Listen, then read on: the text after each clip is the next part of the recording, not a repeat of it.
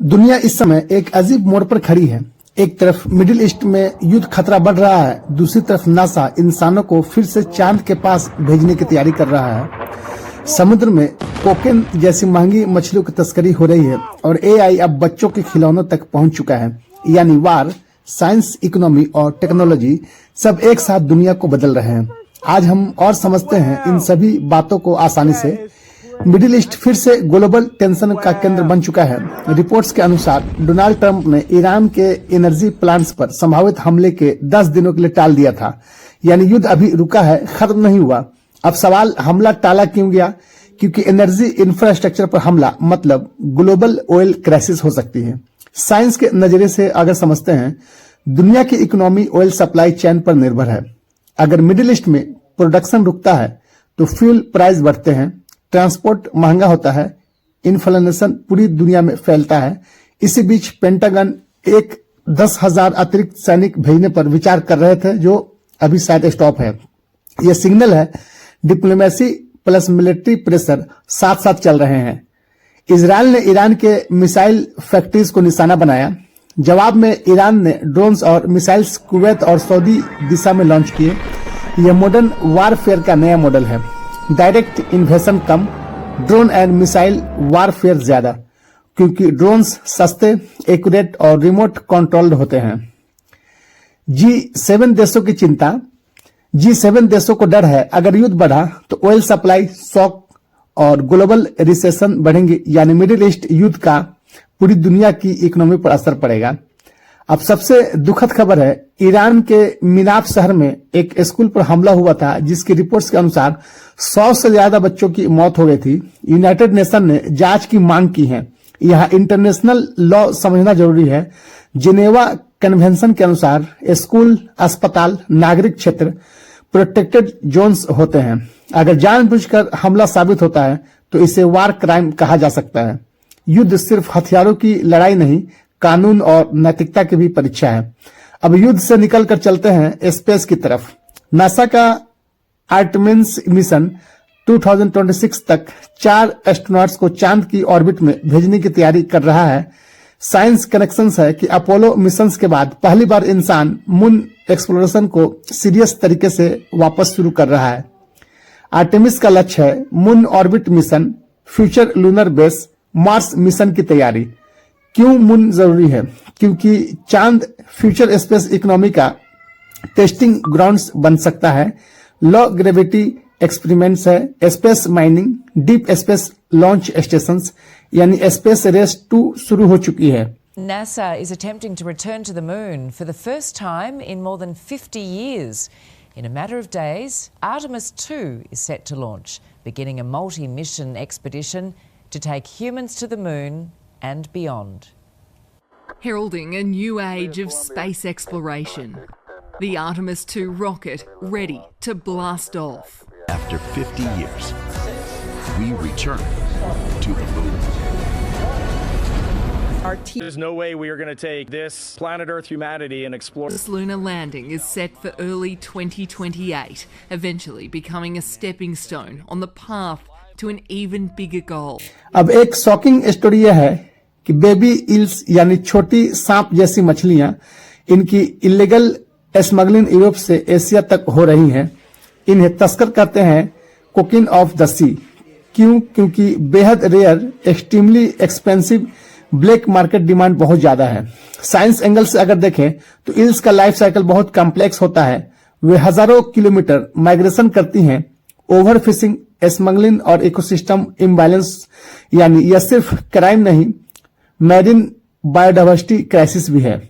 अब टेक्नोलॉजी की दुनिया में देखते हैं, एआई पावर्स जैसे टॉयज जैसे गाबो बच्चों से बात कर सकते हैं, लेकिन रिसर्च कहती है कभी कभी एआई बच्चों की इमोशंस या इंस्ट्रक्शंस सही समझ नहीं पाता। प्रॉब्लम्स क्या है?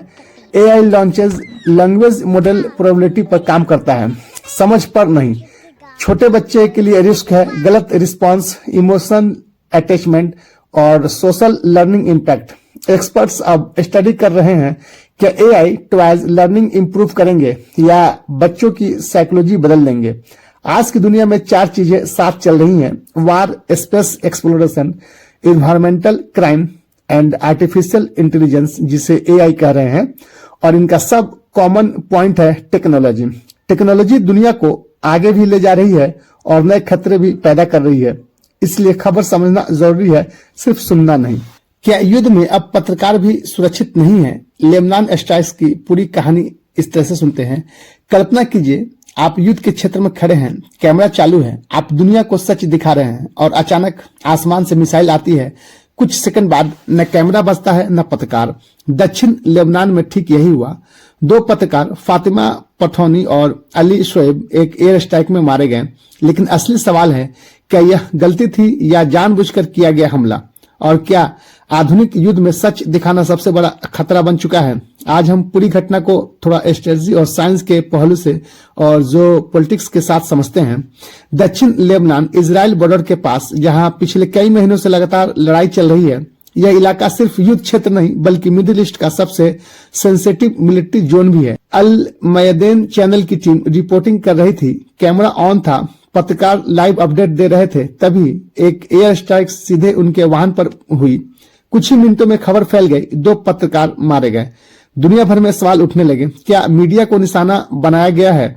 अब यहाँ से कहानी 2 हिस्सों में बढ़ जाती है, नैरेटिव 1 और नैरेटिव 2। नैरेटिव 1 में मीडिया का दावा और नैरेटिव 2 में इजराइल डिफेंस फोर्सेस का दावा। मीडिया का दावा है, चैनल और स्थानीय पत्रकारों के अनुसार वे स्पष्ट रूप से प्रेस पहचान के साथ मौजूद थे, किसी सैन्य गतिविधि में शामिल नहीं थे, सिर्फ रिपोर्टिंग कर रहे थे। उनका कहना है यह पत्रकारों को चुप कराने की कोशिश थी। और नैरेटिव 2 जो इजरायली डिफेंस फोर्स IDF ने कहा, इजराइल का दावा बिल्कुल अलग है। उनके अनुसार ये लोग हिजबुल्लाह की रॉड डाउन फोर्स से जुड़े और सैन्य सहायता प्रदान कर रहे थे, यानी उनके अनुसार यह आतंकवादी मिलिट्री टारगेट थे। यही आधुनिक युद्ध की सबसे बड़ी समस्या है, ट्रूथ बिकम्स अ बैटलफील्ड। आज युद्ध सिर्फ बंदूक से नहीं लड़ा जाता, 3 मोर्चों से हो रही है। ग्राउंड वार यानी सैनिक, इकोनॉमिक वार यानी प्रतिबंध, और इंफॉर्मेशन वार यानी नैरेटिव। इंफॉर्मेशन वारफेयर का मतलब जो कहानी दुनिया देखेगी वही तय करेगी कौन सही और कौन गलत है। सोशल मीडिया, न्यूज और वीडियो मॉडर्न वेपन्स के साइड में है, इसलिए पत्रकार अब ऑब्जर्वर नहीं रहे बल्कि युद्ध का हिस्सा बन चुके हैं। लितानी नदी क्षेत्र रणनीति रूप से बेहद महत्वपूर्ण है क्योंकि यह इजराइल लेबनान बफर जोन है, हिजबुल्लाह की मजबूत मौजूदगी है, पहाड़ी इलाका और वारफेयर की परफेक्ट कंडीशन पे है। हिजबुल्लाह ट्रेडिशनल आर्मी नहीं है, यह एसिमेट्रिक वारफेयर इस्तेमाल करता है, छोटे mobile units, underground tunnels, precise rockets, जिससे पावरफुल आर्मी भी फंस सकती है। जिनेवा कन्वेंशन के अनुसार पत्रकार सिविलियंस माने जाते हैं, लेकिन ग्राउंड रियलिटी अलग है। प्रॉब्लम्स क्या है? मॉडर्न बैटलफील्ड में सिविलियन और फाइटर पहचानना मुश्किल है, ड्रोन सर्विलियंस इंपॉर्टेंट है और इंटेलिजेंस एरर्स कॉमन है, और कभी कभी नैरेटिव कंट्रोल भी मोटिव बन जाता है। इतिहास में इराक वार, सीरिया कॉन्फ्लिक्ट, गाजा वार में भी पत्रकार बहुत ज्यादा नुकसान हुए। इस घटना का असर सिर्फ लेबनान तक सीमित नहीं, जो अधिकांश पार्ट्स में है वो मीडिया फ्रीडम डिबेट है और इंटरनेशनल इन्वेस्टिगेशन डिमांड्स और मिडिल ईस्ट टेंशन एक्सकलेशन पे भी डिपेंड है। और सबसे बड़ा खतरा, अगर पत्रकार अनसेफ हो गए तो दुनिया तक सच्चाई पहुंचेगी कैसे? युद्ध हमेशा 2 चीजें मारता है, पहले इंसान फिर सच्चाई। आज सवाल सिर्फ यह नहीं कि किसने हमला किया, सवाल यह भी है क्या भविष्य में युद्धों में सच बोलने वालों के लिए जगह नहीं बचेंगी, क्योंकि जब कैमरे बंद हो जाते हैं तब इतिहास सिर्फ विजेता लिखते हैं। अगर आपको यह गहराई वाला विश्लेषण पसंद आया तो वीडियो को लाइक करें, चैनल को सब्सक्राइब करें, कमेंट में क्या यह युद्ध रुक पाएगा ये जरूर बताएं।